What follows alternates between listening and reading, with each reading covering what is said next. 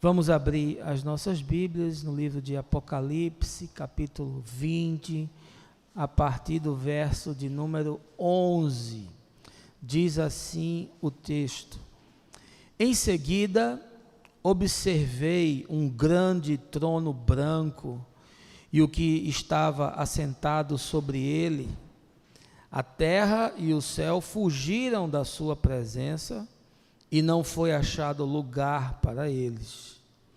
Vi também os mortos, grandes e pequenos, em pé diante do trono, e alguns livros foram abertos. Então abriu-se um outro livro, o livro da vida, e os mortos foram julgados pelas observações que estavam registradas nos livros, de acordo com as suas obras realizadas. O mar entregou os mortos que jaziam nele, e a morte e o Hades entregaram os mortos que neles havia. E um por um foi julgado de acordo com o que tinha feito. Então a morte e o Hades foram atirados no lago de fogo. Esta é a segunda morte, o lago de fogo. E todo aquele cujo nome não foi encontrado escrito no livro da vida foi lançado no lago de fogo. Essa, meus irmãos, é uma porção da palavra do Senhor, um texto do apóstolo João, difícil, hein? Mas que essa manhã eu desejo que saia aqui das páginas da revelação e deixe de ser linguagem figurada, mas se transforme em carne e sangue aí na sua vida e ganhe concretude e materialidade e se desdobre e possa refletir na sua existência e na existência de todos aqueles que estão ao seu lado. Eu acho que um dos temas aí mais falados nos últimos dias, né? Twitter, rede social, televisão, jornal, foi o julgamento que o Supremo Tribunal Federal fez do habeas corpus impetrado pelo ex-presidente Lula. Ex-presidente que foi condenado em primeira instância e depois foi condenado também em segunda instância, e havia entrado através dos seus advogados com um habeas corpus preventivo no Supremo Tribunal de Justiça, que também foi negado em função da jurisprudência que já existia. O mérito do pedido é que o Lula pudesse aguardar em liberdade até que todos os recursos se exaurissem, e isso conforme a interpretação da Constituição, de que ninguém pode ser declarado culpado ou pode ser preso antes do trânsito em julgado. A verdade é que existe uma enormidade de manobras jurídicas que são feitas nesses processos, que são levados às instâncias superiores, e aí, na maioria dos casos, sobretudo aqueles que possuem foro privilegiado, passam tantos anos para ser julgados que os crimes acabam prescrevendo.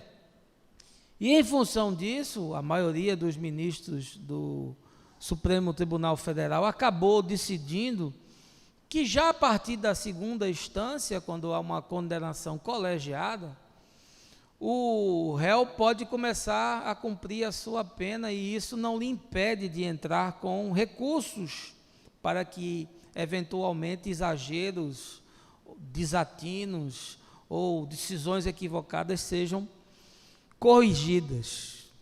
O problema é que no Brasil a corte não é uma corte isenta. Nós temos uma corte com viés político. Aliás, só o fato do executivo nomear um ministro do judiciário, a gente já vê que a coisa está totalmente comprometida. E aí a gente tem uma banda do tribunal que toca uma música, a outra banda toca outra música, e se cria no país uma insegurança jurídica, porque não se sabe o que é que vai ser decidido. Por maioria muito apertada de um desempate da ministra Carmen Lúcia, a decisão anterior foi mantida, o ex-presidente, então, foi preso por uma sentença do juiz Sérgio Moro, e isso está mexendo aí com todo o panorama político. Essa madrugada saiu mais uma pesquisa eleitoral aí já simulando sem Lula. O fato é que tudo isso tem um desdobramento muito negativo para o país, repercussão internacional, mexe com a economia, mexe com tudo. E aí, pensando nisso, eu me lembrei do julgamento do grande trono branco, né? O evento que as Escrituras descrevem como sendo o juízo final de Deus sobre toda a sua criação, um tema que a esmagadora maioria dos cristãos desconhece.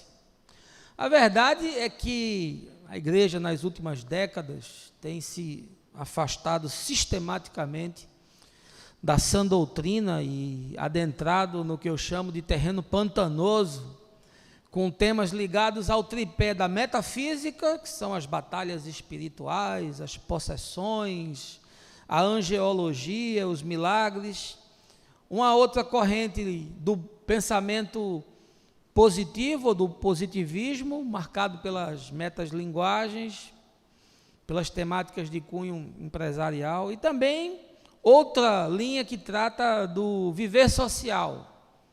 E aí você adentra nas mensagens de prosperidade financeira, de saúde, de bem-estar, de sucesso profissional.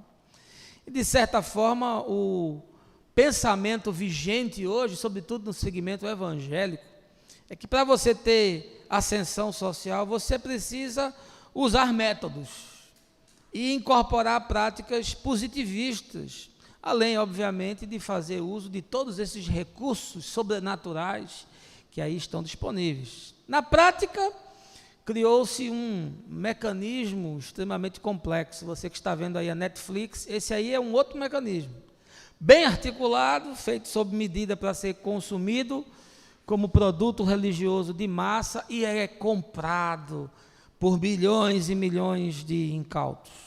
A verdade é que ensinos que tratam dos princípios elementares da fé, como arrependimento, ressurreição dos mortos, juízo eterno, por exemplo, que estão descritos, entre outros, pelo escritor da carta aos Hebreus, quase nunca são tratados dos púlpitos.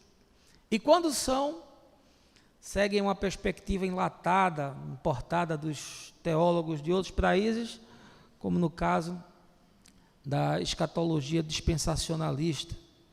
A teologia sistemática, que é um outro campo que é ignorado pela esmagadora maioria dos crentes, traz luz sobre esse tema do juízo, mas é uma abordagem academicista, longe da realidade do cotidiano da vida, no qual eu e você estamos, e das nossas necessidades, e de como a gente compreende essa dinâmica, e como a gente pode estabelecer as práticas espirituais que a Escritura nos recomenda. Pois bem, hoje eu quero falar de juízo de Deus, mas eu não queria fazer uma abordagem teológico-filosófica, nem eu queria caminhar pelas caixinhas doutrinárias da escatologia tradicional protestante. Eu queria analisar de fato o que é que vai acontecer nesse tribunal de Cristo, o que pesa a seu favor ou contra você, de tal forma a trazer luz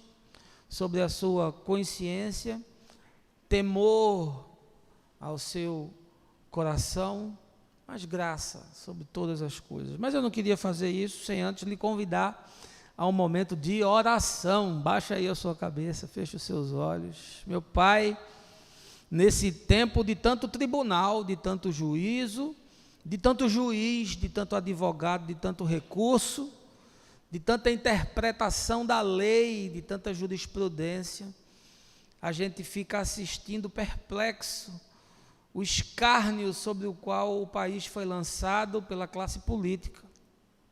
pela classe empresarial, num conluio que destruiu a possibilidade do povo dessa nação existir com o mínimo de dignidade possível.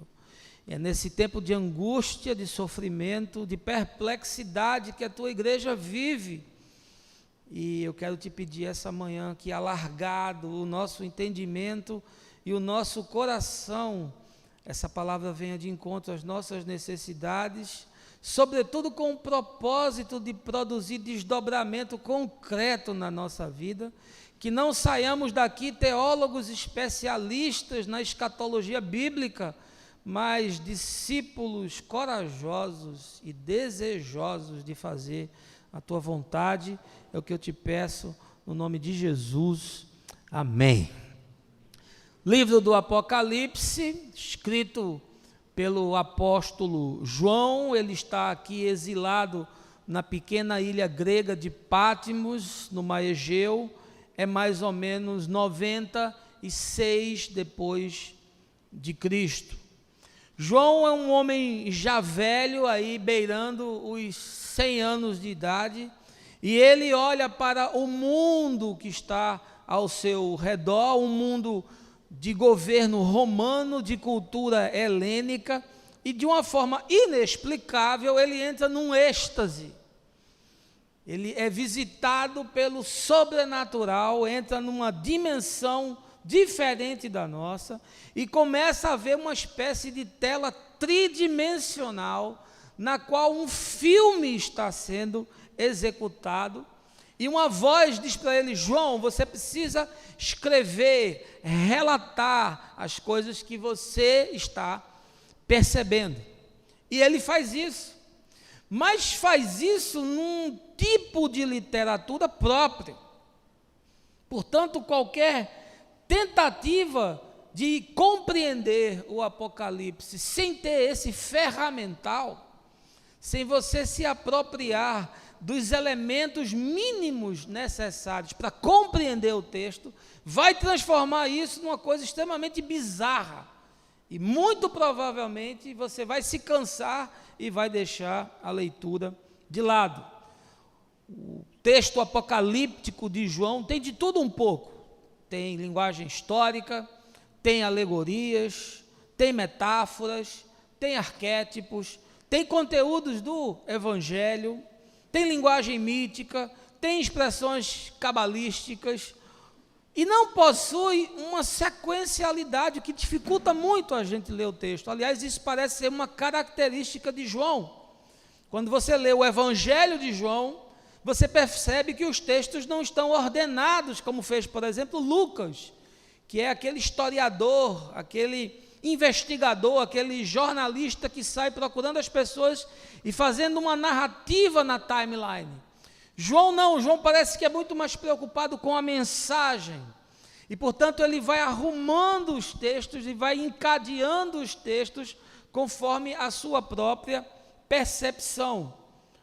E aí você fazer uma leitura de algo dessa natureza não é um desafio simples.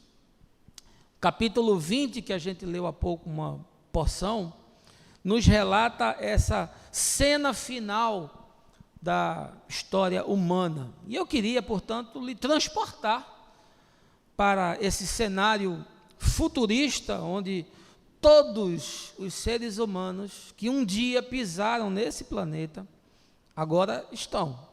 Isso inclui a mim e inclui a você. Esse texto narra um evento no qual você está presente. E essa cena, esse frame que a gente está aqui analisando, nos coloca diante de um momento em que já houve a grande tribulação, já houve a segunda vinda de Cristo, anunciada em todas as epístolas aqui e no próprio Evangelho pelo Jesus.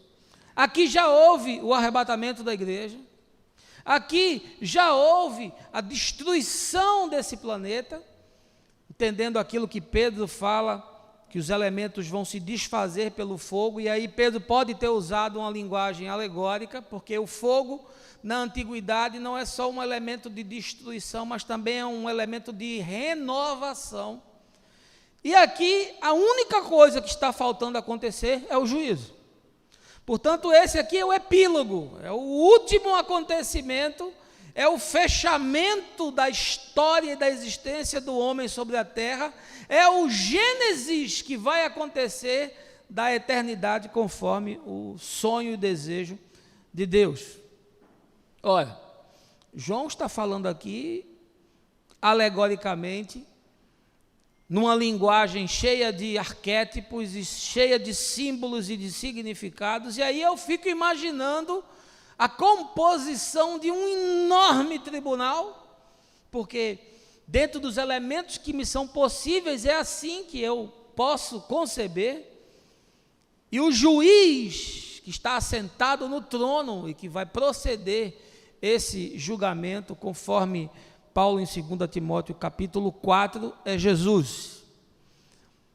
Paulo também fala na sua carta aos Colossenses, capítulo 2, de que ele tem autoridade e um nome que está acima de todo nome, portanto, o Pai lhe deu a capacidade de executar esse juízo. Mas a questão inicial que eu queria pontuar é a seguinte: para que tem que haver um juízo? Por que a gente tem que ser julgado? E qual é o objetivo da gente ser julgado?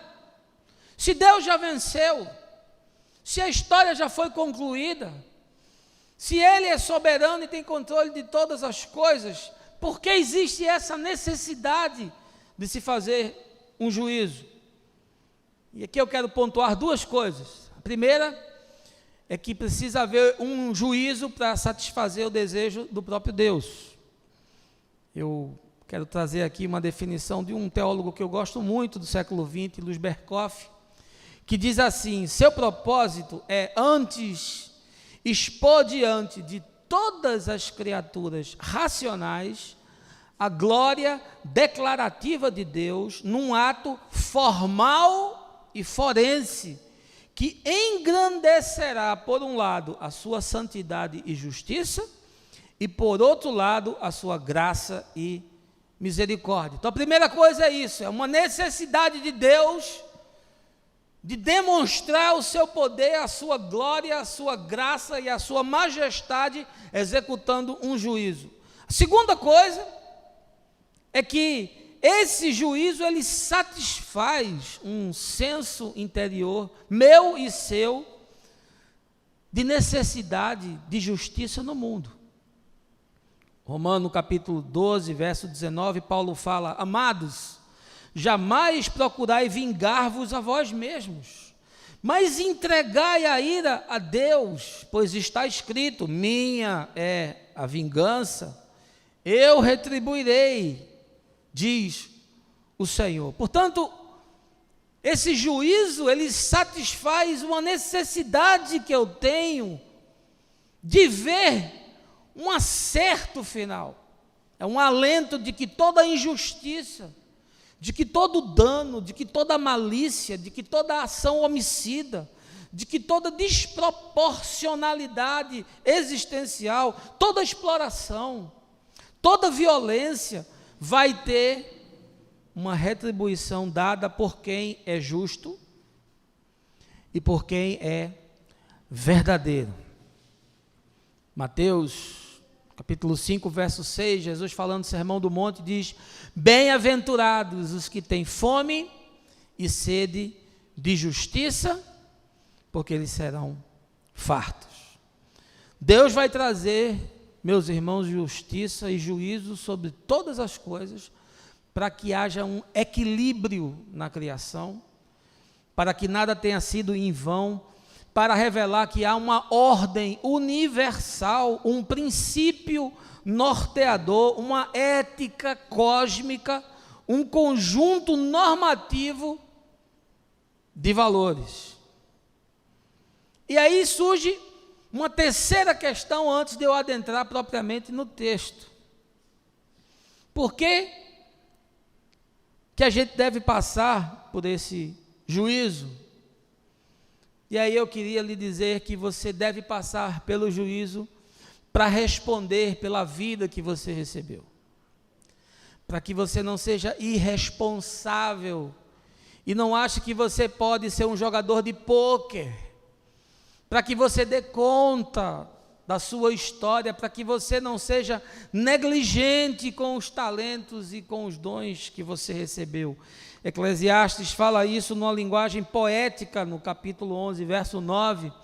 Jovem, alegra-te na tua mocidade. Sê feliz o teu coração nos dias da tua juventude. Segue os caminhos que o teu coração indicar e todos os desejos dos teus olhos. Saibas, contudo, que de tudo quanto fizeres, Deus te pedirá contas. Não há como ninguém passar incólume pela vida. Não há uma zona neutra. Não há ninguém que possa ficar em cima do muro, nem ser politicamente correto. Todos e absolutamente todos vão ter de responder por aquilo que fizeram pela vida que tiveram, ou quem sabe que deixaram de ter. Portanto, diante de tudo isso, e eu não quero criar aqui cenários especulativos, não quero fazer esboço filosófico, não quero fazer sistematização teológica, vamos ao que interessa. Mas antes de qualquer coisa, eu quero pontuar que assim como Jesus está sentado no trono e é o juiz de todas as coisas, a gente também tem um promotor de acusação, que é o diabo, o promotor da maldade. E ele não tem crédito porque ele é mentiroso. A Escritura diz que ele é o pai da mentira. Veja o que diz Apocalipse 12, verso 10. Então ouvi uma voz grave que vinha dos céus proclamando: eis que agora chegou a salvação, o poder e o reino do nosso Deus e a autoridade do seu Cristo, pois foi expulso o acusador de nossos irmãos, o mesmo que os denuncia de dia e de noite perante o nosso Deus. O diabo lhe acusa de dia e de noite diante de Deus. E, portanto, agora você tem a cenografia completa. Você tem as razões, você tem os motivos. E agora, estando nesse tribunal e sendo alvo desse juízo, o que falta a gente saber é o que é que vai pesar a seu favor e o que é que vai pesar contra você. E aí eu queria voltar ao texto, a mensagem é expositiva, apesar de eventualmente hoje fazer um uso maior de versículos que não estão no contexto do texto, para tratar dos 5 pontos daquilo que vai ser usado contra você. O que é que pesa contra você? O que se levantará contra você? O que não estará a seu favor nesse dia? Portanto, se você quiser retornar ao Apocalipse capítulo 20, a primeira coisa que eu quero lhe dizer é que nesse juízo você vai ter de responder por tudo aquilo que se instalou na sua consciência. Veja aí o verso de número 13, diz assim: a morte e o Hades entregaram os mortos que neles haviam. A morte e o Hades entregaram os mortos que nele haviam. Ora, para fazer a leitura desse texto, eu já lhe adiantei que ele está numa linguagem metafórica, ele está usando arquétipos, ele está usando símbolos. E aqui a gente precisa entender que a linguagem de Hades, que é uma definição do inferno no Novo Testamento, tem uma influência persa e tem uma influência grega. Portanto, esse local onde há esse Deus chamado Hades, o Deus dos mortos, um lugar que é um ambiente físico e não um ambiente dimensional, no entendimento vigente, nesse recorte de mundo no qual nós estamos, o Hades dividido entre Tártaro e Elísios, que eram câmaras. Esse entendimento é completamente diferente da figura do Sheol, da casa dos mortos, que nós encontramos no Velho Testamento. Quando a gente lê o Velho Testamento, a pessoa morre e vai para o Sheol. Existe um entendimento precário da condição humana nessa casa dos mortos. Mas quando 400 anos se passam do período intertestamentário e a gente começa a ler o texto do Novo Testamento, surge a figura do Hades. E essa figura a gente não sabe de onde é que vem, mas obviamente ela está impregnada no inconsciente coletivo daquela geração, porque essa é uma cultura helênica que havia sofrido influência persa, e obviamente a escola dos rabinos todas sofreu essa influência e processou essa teologia, e aqui João está escrevendo dizendo: o Hades vai entregar os seus mortos. O que é o Hades? É esse local do apagão. Quando você lê o Eclesiastes ali no capítulo 9, se não me engano, você vê ele falando que no além para onde nós vamos não tem trabalho, não tem projeto, não tem realização, não tem desafio, não tem o que ser feito. Você entra num estado de apagão existencial. Você fica em wait, você fica suspenso, você fica em estado de espera. Mas o curioso é que, mesmo não existindo mais corpo físico, o que existe aqui é apenas o seu espírito, que é indestrutível. O texto diz que o Hades devolve essa consciência que sobrou para que ela se apresente diante do juízo. Portanto, a primeira coisa pela qual você vai ter que responder é por aquilo que se instalou na sua consciência, porque isso não é destruído, você não entra nesse estado de apagão.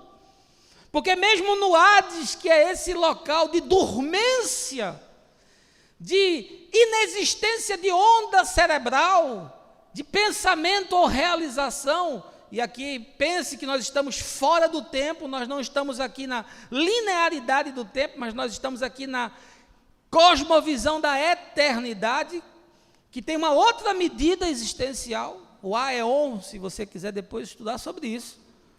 O texto nos informa que ainda assim não será possível eu fugir daquilo que se instalou na minha consciência. Isso vai retornar e vai me chamar. Porque todos nós possuímos uma consciência, ainda que não seja a consciência da fé. Mas todos nós temos. Veja o que Paulo diz em Romanos capítulo 2, verso 12. Pois todos os que sem lei pecaram, também sem a lei perecerão. E todos os que pecaram sobre a lei, pela lei serão julgados. Pois diante de Deus não são os simples que ouvem a lei considerados justos, mas sim os que obedecem à lei. Esses serão declarados justos.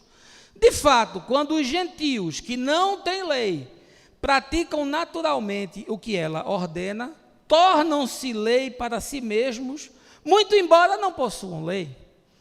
Pois demonstram claramente que os mandamentos da lei estão gravados no seu coração, e disso dão testemunho a sua própria consciência e seus pensamentos, algumas vezes os acusando, em outros momentos lhe servindo por defesa. Ou seja, todos nós temos uma consciência de bem e de mal que se instalou em nós, alie-se ela com os pressupostos da Escritura ou não. Porque aquele que age de conformidade com a Escritura, sem nunca ter lido o livro ou ter tido conhecimento do livro, ele está agindo de acordo com um tipo de consciência. E aquele que quebra o pressuposto que está posto, e aquele que age contra a normalidade da vida, e aquele que se insurge contra aquilo que é bem, e faz o bem, e constrói aquilo que é bom, também é um tipo de consciência. João está nos dizendo, a primeira coisa que se levanta contra você no juízo é a sua consciência. Não vai haver um apagão, não existe como restartar, reconfigurar, reformatar a sua cabeça, nem o fato de você ficar nessa dormência, nessa latência por um lapso de tempo, nem mesmo o fato de você não ter mais um corpo e ser apenas um espírito, ainda assim, tudo que se instalou em você será chamado novamente para prestar contas a Deus. Deixa eu lhe dizer uma coisa, no dia que você morrer, tudo que você se tornou será cristalizado e ficará impregnado em você. Tudo que se instalou em você para o bem e para o mal estará ali guardado, como se tivesse gravado num HD de milhares de terabytes. Isso vai ser levantado para a nuvem. E quando for no dia do juízo, ele vai apertar no botão, faz o download. E você vai ter que prestar contas. Veja o que Mateus capítulo 11, verso 22 diz. Cada um será julgado pela luz que recebeu, porque então começou Jesus a admoestar severamente as cidades nas quais realizara numerosos feitos prodigiosos, porque não se arrependeram, e disse: ai de ti, Corazim, ai de ti, Betsaida, porque se os milagres que entre vós foram realizados tivessem sido feitos em Tiro e em Sidom, há muito que elas se teriam arrependido, vestido roupas de saco e cobrido-se de cinza.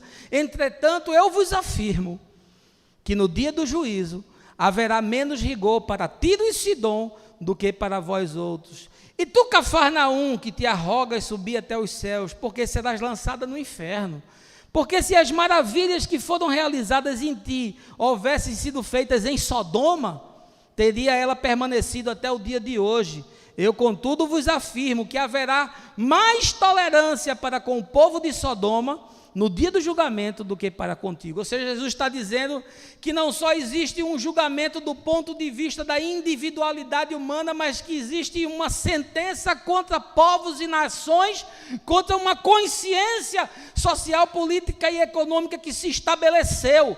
E aqui ele diz: olha, você será julgado pela luz que você recebeu. Nunca que você será arguido por uma consciência que você não teve.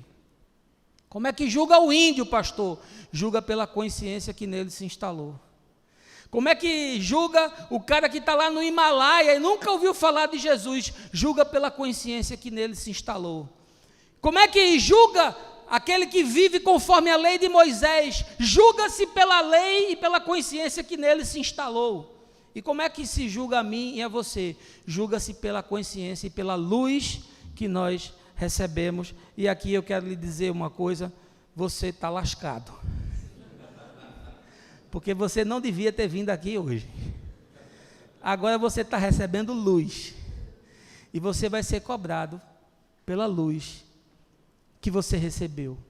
Primeira coisa que João nos ensina: cada um de nós seremos chamados a prestar contas por aquilo que se instalou ou por aquilo que foi desinstalado da nossa consciência. Segunda coisa que ele nos ensina é que nós vamos ter de responder por todas as ações e também pelas omissões daquilo que nós fizermos. Veja aí o verso 13, uma porção do verso 13 diz: e um por um foi julgado de acordo com o que tinha feito. Você não vai ser julgado pelo que seu filho fez. Você não vai ser julgado pelo que sua mãe fez. Você não vai ser julgado pelo que sua esposa fez. Você não vai ser julgado por aquilo que seu pastor fez, seu chefe fez. Você será julgado por aquilo que você fez, ou por aquilo que você deixou de fazer. Veja o que diz Eclesiastes capítulo 12, versos 14. Porque Deus há de trazer a juízo toda obra e até tudo que está encoberto, quer seja bom, quer seja mal. Deus vai trazer a juízo todas as obras, quer sejam boas, quer sejam más. Veja ainda 2 Coríntios, capítulo 5, verso 10. Porquanto todos nós deveremos comparecer diante do tribunal de Cristo, a fim de que cada um receba o que merece em retribuição pelas obras praticadas por meio do corpo, quer seja o bem, quer seja o mal. Portanto, tudo aquilo que eu realizei, executei, tramei, planejei, projetei, será, nesse dia, nessa cena, nesse momento, trazido para juízo. E aí como fica a gente que é habitada pelo mal? Veja o que diz Mateus 12, 36 e 37. Mas eu vos digo que de toda palavra ociosa, na sua tradução talvez esteja frívola, que os homens disserem, hão de dar conta no juízo, porque por tuas palavras serás justificado e por tuas palavras serás condenado. Ou seja, aqui que Jesus está tratando não é só do pecado objetivo, não é só daquele pecado que se materializa, é daquele pecado que está na mente. Porque aquele que odiar o seu irmão no seu coração já o assassinou. A lei dizia, não matarás, aí o cara não matava, mas ele odiava de morte, desejava que o cara se lascasse. É o sujeito que disse lá, na transmissão para o piloto do avião que levou o ex-presidente para o Paraná, joga esse lixo aí. Capaz desse cara, inclusive, ser crente, eu não tenho quase que dúvida disso. Porque crente tem esse negócio, né? Crente, ele se chegar e o inferno estiver vazio, ele entra em crise, se desespera, porque ele queria ver o inferno lotado de gente ardendo no caldeirão, o diabo espetando o cara, não consegue nem ler o texto e ver que é alegoria. O inferno dele é o inferno de Dante, da era medieval. Mas o que Jesus está denunciando é que existe o pecado subjetivo, daquele que mata o irmão no coração, daquele que odeia, daquele que blasfema, daquele que se amargura, daquele que murmura, daquele que se deixa possuir pelo mal. Isso também é alvo de juízo de Deus. E existe mais, 1 João capítulo 3, verso 15, toda pessoa que odeia seu irmão, preste atenção, é homicida. E sabeis que nenhum assassino tem a vida eterna em si mesmo. Ou seja, estou reforçando o texto de Jesus, dizendo que aquele que se deixa possuir pelo mal, ainda que esse mal não se materialize no chão dos dias, mas se aquilo habita o seu coração e o seu entendimento, significa que isso será elemento de juízo contra você. E além disso, tem obviamente as questões objetivas, que a gente encontra fartamente nas Escrituras, e que eu trago aqui o capítulo de Gálatas 5, que fala de adultério, de fornicação, de impureza, de lascívia, de idolatria, de feitiçaria, de porfia, que é disputa, de dissensões, de heresias, de inveja, de homicídio, de bebedice, de compulsões, de avareza, ou seja, tudo aquilo que é feito do homem contra o homem, tudo aquilo que destrói o homem, tudo aquilo que corrói a vida, tudo aquilo que atenta contra a ética, tudo aquilo que faz mal ao ser, tudo aquilo que dilui o coração e a alma, tudo aquilo que dessignifica a vida, tudo aquilo que desonra a criação, tudo isso será posto diante de Deus e será julgado. Gosto muito daquele texto de Lucas 16, da parábola de Lázaro e do rico, quando o Lázaro, que é o mendigo chechelento, que cheio de pereba na porta do rico, está agonizando e o cara não dá atenção a ele, morre e vai para o céu. O outro morre e vai para o inferno. Naquela descrição do inferno, conforme essa concepção grega. E aí, o texto fala que o sujeito lá, em agonia profunda, diz, olha, deixa eu voltar, porque eu tenho um bocado de irmão e eu queria ver se dava um jeito de consertar e avisar para eles, para que eles não incorram no mesmo erro. E aí, Abraão diz, eles têm, Moisés e os profetas, eles são responsáveis por tudo aquilo que estão fazendo, assim como você foi responsável por tudo o que fez, cada um dará conta a Deus daquilo que realizou. Terceira coisa que João nos ensina, e que vai se levantar contra nós no dia do juízo, é que nós teremos que responder por toda a relação que nós travamos com as pessoas. Veja aí o verso de número 12, a porção que diz, vi também os mortos, grandes e pequenos, em pé diante do trono. Veja que curioso, e porque João usa essa expressão grandes e pequenos, ele está aqui usando um recurso literário, e eu, com o ferramental da antropologia cultural, com o ferramental da sociologia, posso interpretar isso, não só englobando o que João coloca de grandes e pequenos, mas aqui o que ele está falando são das singularidades e das desproporcionalidades que existem nas trocas humanas.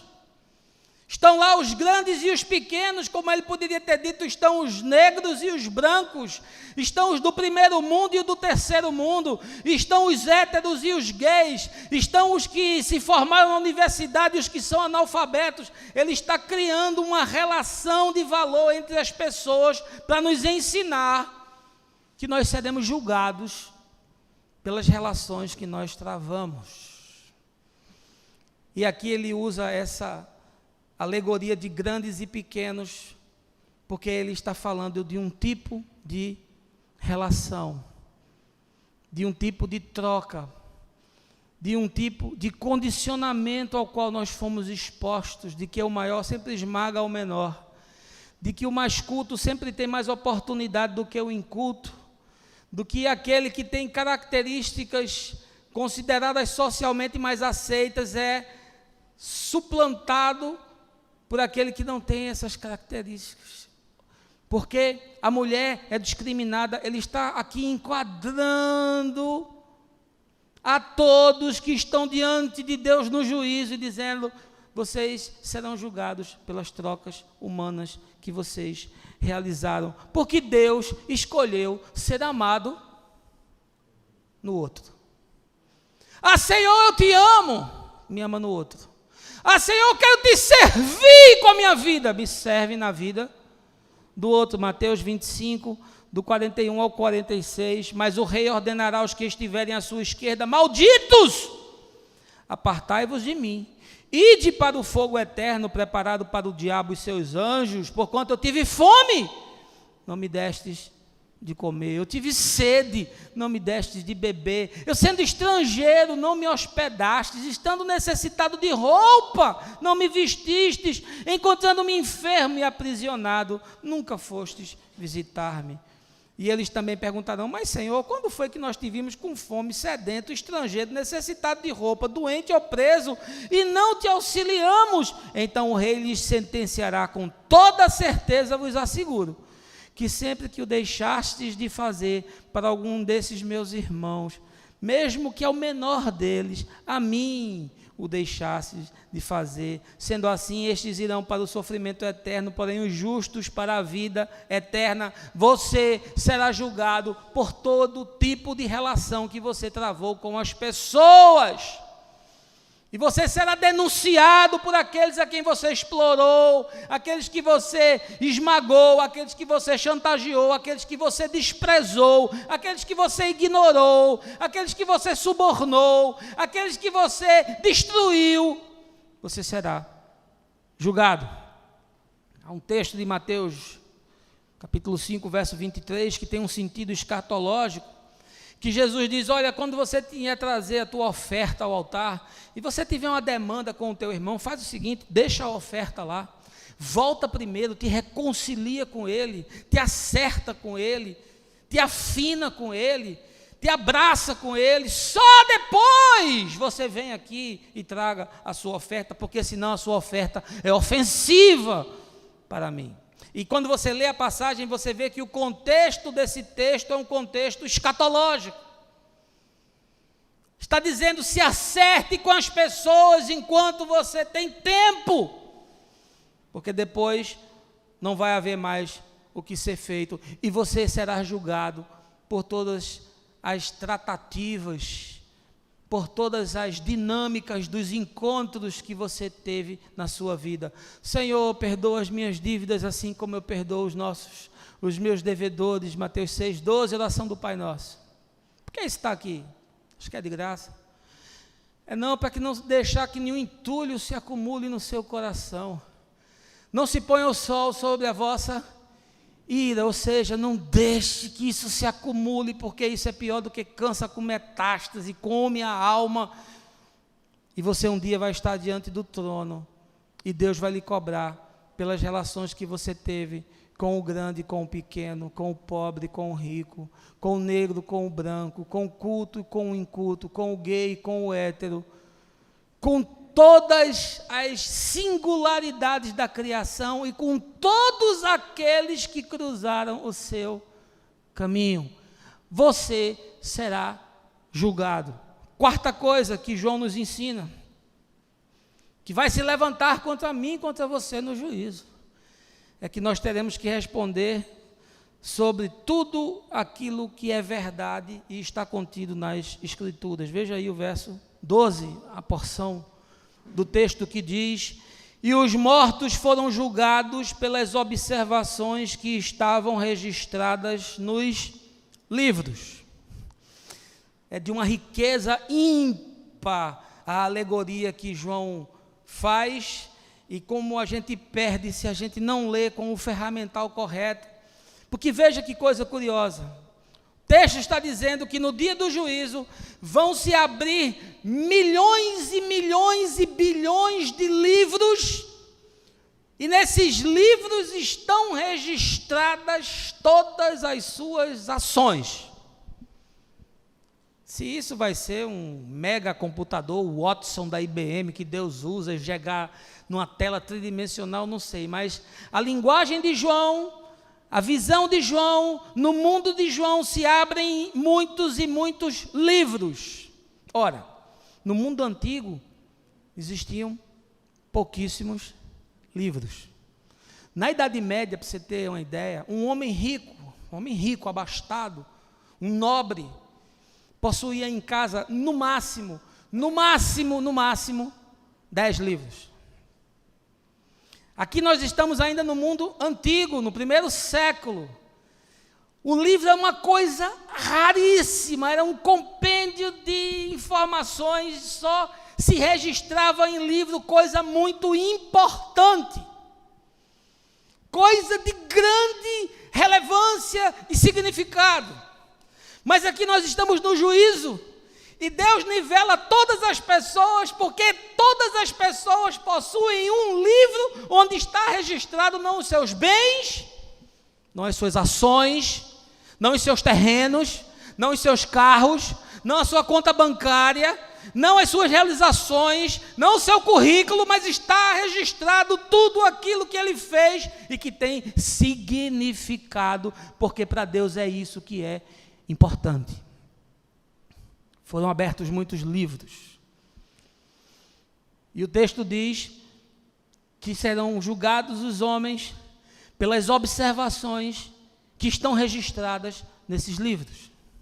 Ora, eu acredito que também, entre esses livros que serão abertos, esse conjunto de bíblios, de livros, também será aberto.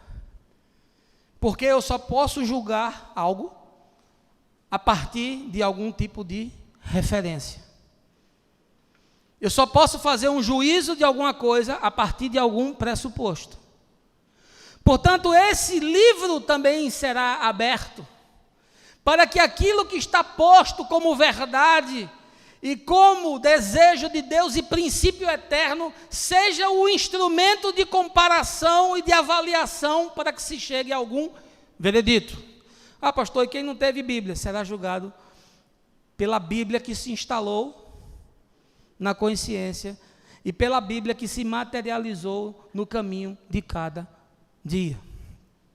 Eu tenho ensinado a vocês que mais importante do que você ler a Bíblia é a Bíblia ser lida em você. Isso é a glória de Deus. É a Bíblia ser lida a partir de você. Por aquilo que você faz, a Bíblia está sendo lida e as verdades de Deus estão sendo materializadas. Os livros se abriram, os registros se abriram, para que se avalie a partir de algum pressuposto, porque esses livros também serão abertos. João 17, verso 17, santifica-os pela tua verdade, a tua palavra é a verdade. Romanos 2,16, todos esses fatos serão observados na humanidade no dia em que Deus julgar os segredos dos homens por intermédio de Jesus Cristo, de acordo com as declarações do meu Evangelho. Paulo escrevendo aos Romanos, escrevendo a 2 Timóteo capítulo 3, versos 16 e 17, toda a escritura é inspirada por Deus e proveitosa para ministrar a verdade, para repreender o mal, para corrigir os erros e para ensinar a maneira certa de viver, a fim de que todo homem de Deus tenha capacidade e pleno preparo para realizar todas as boas ações. Seremos julgados pelo nosso trato, pela nossa observância, pela nossa coerência, pelo nosso procedimento, pelo nosso alinhamento, pelo nosso zelo, pela nossa paixão com as verdades que estão nas Escrituras. Veja o que Jesus diz no capítulo 5 do Evangelho do próprio João: vocês examinam as Escrituras criteriosamente. Está falando com os doutores da lei.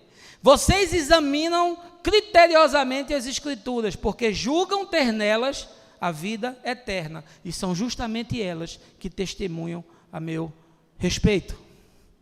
As Escrituras testemunham a respeito da vontade, do propósito, do desejo de Deus. Salmista, no Salmo 119, verso 105, lâmpada para os meus pés é a tua palavra e luz para os meus caminhos. Você será julgado no trato que você tem com as Escrituras, porque os livros serão abertos. E para se avaliar aquilo que está no livro da sua vida, o livro que Deus nos permitiu receber, pela história e a vida desses homens que eram iguais a mim e a você, mas serve como uma referência da qual Jesus é a chave de interpretação para tudo aquilo que nós fizermos, seja de bom, seja de mal. E em último lugar, o apóstolo João nos ensina nesse texto, cheio de metáforas e de símbolos de Apocalipse capítulo 20, que no dia do juízo nós vamos ter que responder sobre a forma como se deu a nossa relação com a criação de Deus. Veja aí o verso de número 13, a porção que diz: o mar entregou os mortos que jaziam nele. Aqui uma outra linguagem alegórica, o apóstolo dizendo: olha, no dia do juízo, o mar vai se apresentar e vai trazer aqueles que morreram nele. É a criação se apresentando e protestando diante de Deus por tudo aquilo que foi feito contra ela. É o mar, é a terra, são os rios, são as florestas, são os ares, e tudo aquilo que Deus criou e disse: ah, como é bom o que eu fiz. São os animais que nós destruímos e que nós matamos e que nós arrasamos por ganância, a tal ponto que já se pensa em achar-se um planeta para se buscar a possibilidade de vida fora desse, porque esse aqui foi exaurido a tal ponto que vai entrar num processo de falência irreversível. Veja o que Gênesis capítulo 3, versos 17 e 18 diz: então voltou-se para o homem e ordenou: porque escutastes a voz da tua mulher e comestes da árvore que eu te proibi comer, maldita é a terra por tua causa, com sofrimento obterás do solo o teu alimento todos os dias da tua vida. O texto é mítico, não pode ser interpretado de forma literal, precisa aqui ter o ferramental correto para ler também, mas o princípio é que a terra foi amaldiçoada por conta do pecado. Maldita é a terra por tua causa.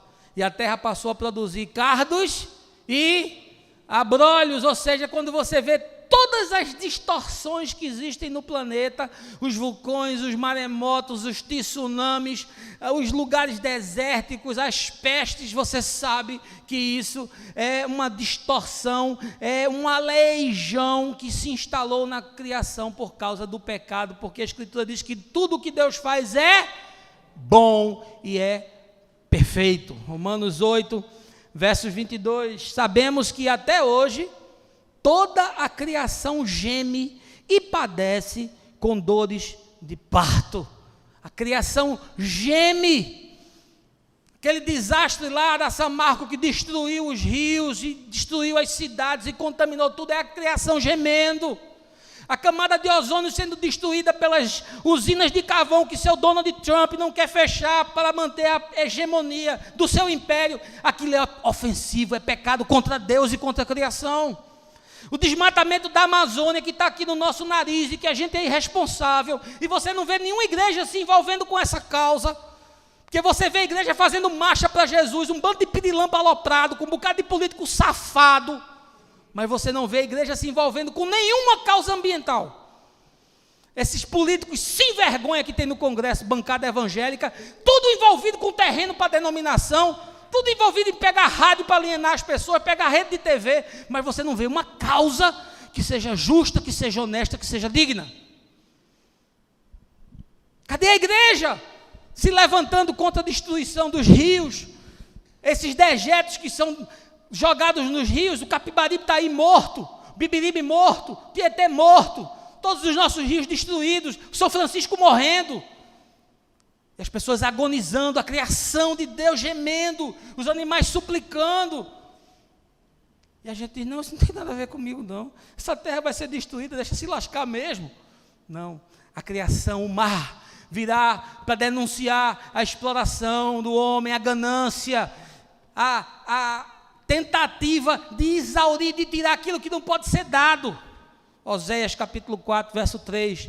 Por esse motivo a terra ressequida está de luto, e todos os seus habitantes desfalecem, os animais do campo, as aves do céu e os peixes do mar estão se extinguindo. Sabe o que é isso aqui? Quando você vai ler o contexto do texto, é a maldade do homem, a exploração do homem, é a ganância do homem, é a guerra que o homem produz, que destrói a criação.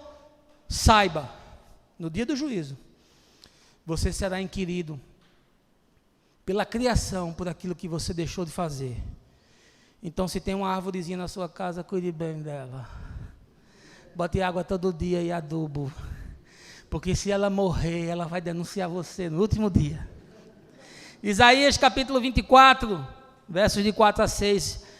A terra seca e cobre-se de luto, ela perece. O mundo definha e murcha, os nobres da terra consomem-se, a terra está contaminada pelos seus próprios habitantes. Afinal, a humanidade desobedeceu às leis, violou os decretos e quebrou a aliança eterna. Por esse motivo, a maldição consome a terra e seu povo é culpado.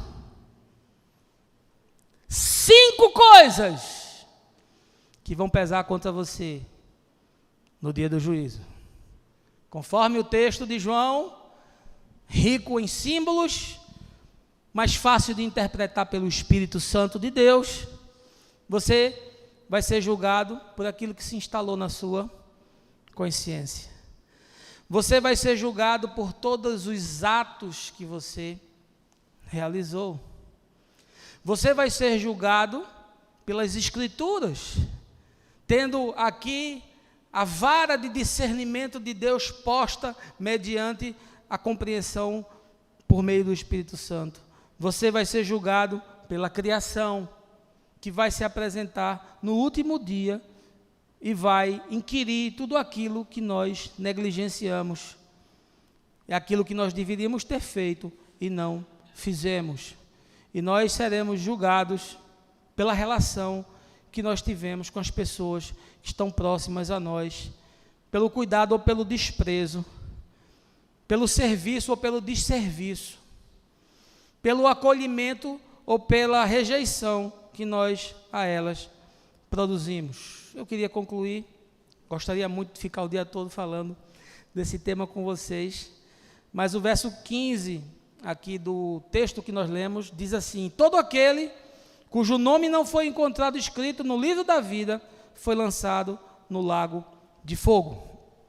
Mais uma vez, João usa um recurso metafórico, e aqui há pouco nós lemos um texto em que Jesus diz que o inferno foi criado para o diabo e os seus anjos. Eu, particularmente, não acredito em sofrimento eterno. Acho que um Deus que vai fazer um castigo eterno daqueles a quem ele criou não seria compatível com o Deus que eu vejo nas Escrituras, que se revela em Jesus. Mas essa é uma crença minha, você pode crer de outro jeito. Tem crente que tem tesão no inferno, tem crente que tem fetiche no diabo, e aí cada um deve crer conforme a sua própria consciência. Eu acredito sim que vai ter gente condenada, acredito, porque tem gente que vira diabo. Tem gente que o mal se instala de tal forma que é impossível renová-los para arrependimento. O cara vai querer agonizar sem Deus. O que é inferno? É um lugar? Não, inferno é uma dimensão. E o inferno dura quanto tempo? O inferno dura para sempre. Mas sempre é uma medida de tempo. O inferno não é eterno. Porque eterno é uma outra medida de tempo. Portanto, eu acredito que chegará um momento em que as almas que não se arrependerem, aqueles que não se voltarem na sua consciência para Deus, e não quiserem abraçar a graça, e não quiserem entrar na festa do perdão, estes serão extintos e aniquilados. E aqui é a metáfora que João usa: todos serão jogados nesse lago de fogo, a morte, o inferno, o diabo, os seus anjos, e eles passarão a não mais existir. Mas com isso não estou dizendo que vai acabar tudo em pizza, pelo contrário, eu estou dizendo que vai haver juízo, e que o juízo de Deus será para determinar essas coisas, e haverá um tempo de cumprimento da sentença. Não é ninguém rodando num espeto e um capeta espetando, mas eu não consigo imaginar uma agonia maior do que alguém existir com aquilo que se instalou no coração, existir por um tempo sem fim, que a gente não sabe quantos anos são, porque um dia para o Senhor são como 1000 anos, e 1000 anos para o Senhor são como um dia. Existe uma relatividade temporal, porque Deus não está no Cronos, Deus está no Kairos. Portanto, o que de pior se instala na pessoa fica por uma dimensão de tempo, e a existência sem Deus é caos, porque fora de Deus nada pode existir. Não há castigo para mim que seja maior do que esse. Mas deixa eu lhe dar uma boa notícia. Paulo escreve em Romanos capítulo 8, verso 1: agora, pois, já nenhuma condenação há para os que estão em Cristo Jesus, porque a lei do Espírito da vida te livrou da lei do pecado e da morte. Agora, pois, já nenhuma condenação há. Sabe por quê? Porque você já passou da morte para a vida. E se eu passei da morte para a vida, então para que eu vou ser julgado? Para que se instale em você um grau cada vez maior de consciência, para que você se enxergue cada vez mais na graça, para que você entre numa espiral de autoconhecimento positiva, para que você sinta dor, sim, arrependimento, numa dimensão do mal, daquilo que você provocou, porque a sua leitura era muito objetiva, circunstancial e próxima, mas você vai ver o desdobramento maior dos eventos, o estrago que aquilo provocou. Sim, o juízo serve para aumentar a sua capacidade de ver o outro, de ver a si próprio, de ver a Deus, de ver a criação, e isso vai lhe tornar alguém ainda muito melhor. Mas o que eu quero lhe dizer é que o jogo está ganho, o campeonato vai ser encerrado, o vencedor já está no trono, e ele está ao seu lado, porque ele disse: está consumado. E aquele que crê em mim, eu ressuscitarei no último dia, e ele se assentará comigo no meu trono, e vai gozar da eternidade, um novo céu, uma nova terra, uma nova sociedade, quem sabe uma nova civilização, um outro tipo de existência. Paulo foi no terceiro céu, olhou e disse: não dá, eu não tenho linguagem para descrever isso, mas o que eu posso dizer é que vai ser extraordinário. Portanto, aguarde as cenas dos próximos capítulos, porque Trump pode apertar um botão, mandar um míssil para a Síria e ele cair na Rússia. E se cair na Rússia, o outro Putin manda um míssil da Rússia para Nova York, e aí abrevia esse negócio todo, e a gente vai se encontrar com o Senhor mais rápido do que a gente imagina. Aproveite esse espaço de consciência, aproveite essa palavra, reflita sobre a sua vida, sobre aquilo que vai estar no dia do juízo presente diante de você. E o meu desejo de coração é que você ouça as palavras de Jesus: fosse fiel no pouco, sobre o muito te colocarei. Entra na festa do perdão, entra no gozo do teu Senhor. Amém? Que o Senhor te abençoe, que você tenha um domingo gostoso, aproveite com a família e com quem você ama. E o resto, eu vou te falando no caminho. No nome de Jesus. Amém.